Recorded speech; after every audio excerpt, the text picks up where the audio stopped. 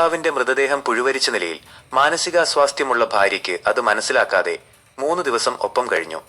ഈ ദാരുണമായ സംഭവം എരമല്ലൂർ തേരേഴത്ത് എഴുകുന്ന പഞ്ചായത്തിലെ 12ാം വാർഡിൽ നിന്നാണ് റിപ്പോർട്ട് ചെയ്യപ്പെട്ടത്.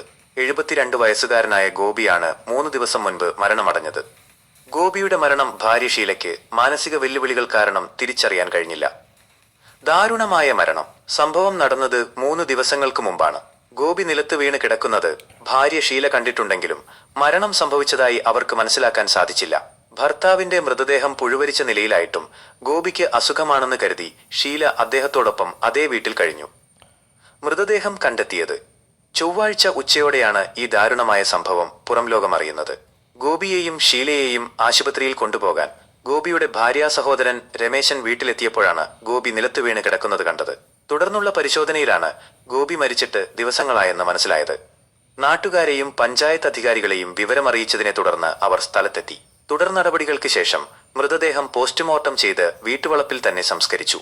മാനസിക വെല്ലുവിളികൾ നേരിടുന്നവർക്ക് ആവശ്യമായ സംരക്ഷണം നൽകേണ്ടതിന്റെ പ്രാധാന്യം ഈ സംഭവം ഓർമ്മിപ്പിക്കുന്നു.